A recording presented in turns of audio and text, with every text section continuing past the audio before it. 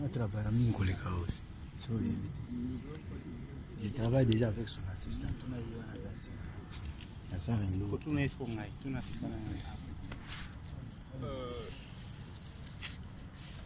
J'ai adressé la correspondance aux collègues de l'Union. C'est un droit pour les faire constater quelque chose d'anormal. La chose anormale, c'est que d'abord les choses ont traîné, durant très longtemps. De l'élection du chef de l'État jusqu'à aujourd'hui, ça va faire 5 ans. Il a prêté serment, je crois, 2 semaines après son élection.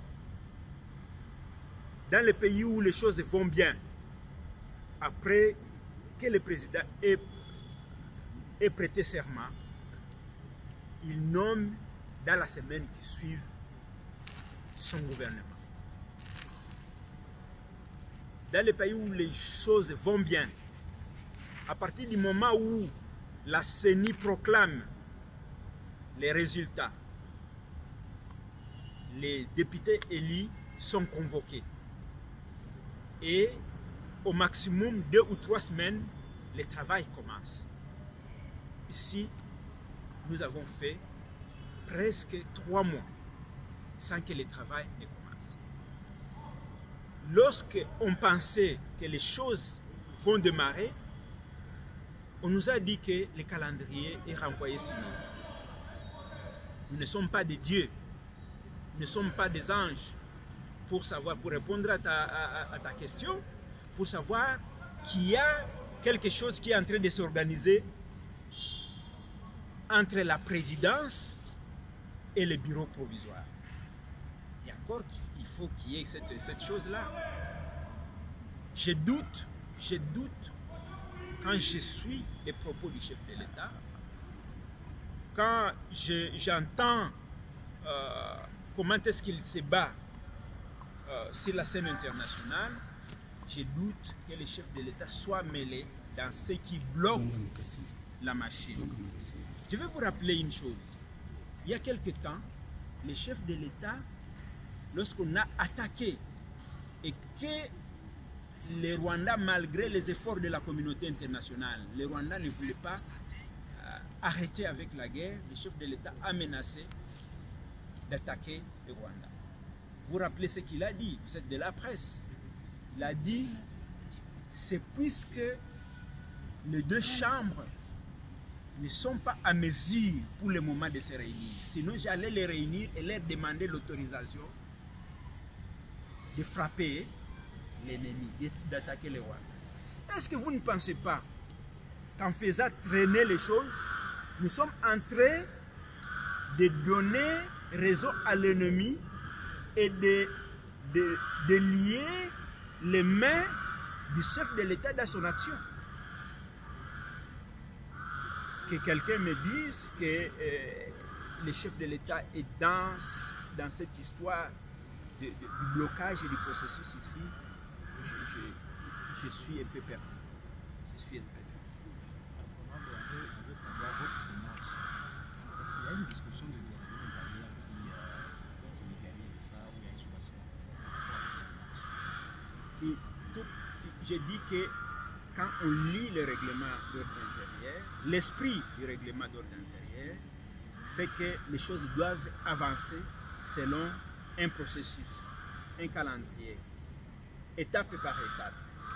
Tout le monde sait que du jour où on met le bureau d'âge au jour où le bureau définitif doit entrer en fonction, c'est pendant la session inaugurale. Hein? Ce n'est pas après la session inaugurale.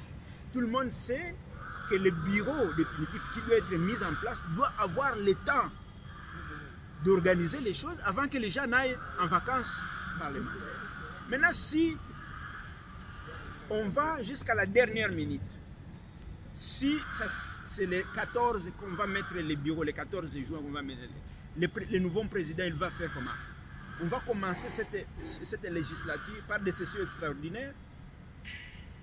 Est-ce que c'est possible? Le pays n'a pas n'a pas de milliards qu'on doit continuer à dépenser inutilement quand on peut dépenser peu. Donc, il faut qu'on fasse les choses correctement. Et c'est ce que les gens de l'extérieur, les partenaires extérieurs nous reprochent. C'est que nous mettons de la blague un peu partout. Hein? Nous sommes à la théâtre. Papa yende alobaki anguna kuna nanani na sur sa chaise là dans la plénière. Hein?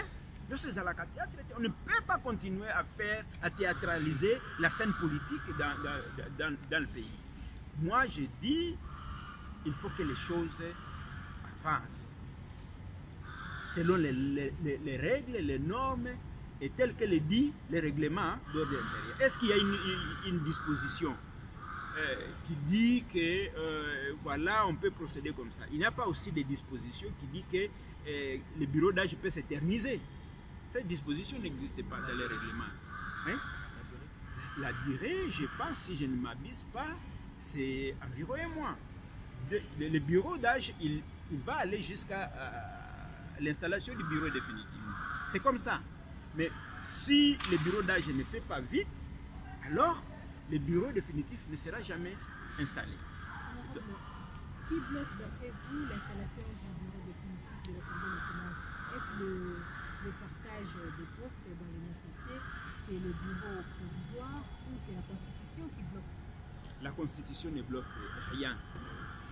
Il est vrai que si j'étais celui qui devait faire les choses, je changerais, en tout cas je modifierais certaines dispositions de la Constitution, puisque la durée entre les élections et l'installation du bureau définitif, elle est longue. Hein? Pour répondre à la première question, je trouve que c'est long, mais ce n'est pas la Constitution qui nous amène jusque là où nous sommes.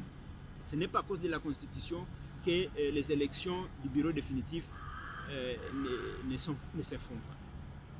Qui bloque? Je ne vais pas dire que c'est tel ou tel autre.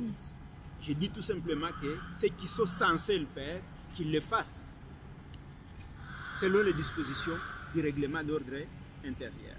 Nous ne pouvons pas attendre éternellement. Peut-être une dernière question. Maintenant, je pense que le rapport que vous avez donné sont espérés. Quelle démarche prévoyez-vous pour le 24 heures s'achève demain. Les collègues sont en train de se mobiliser. Ils sont en train de se mobiliser. Si demain rien n'est fait, les jours qui suivent, nous allons passer à des actions de contrainte. Mais j'ai dit que j'espère que nous n'allons pas arriver jusque-là, puisque je compte sur la sagesse du président Mbosso.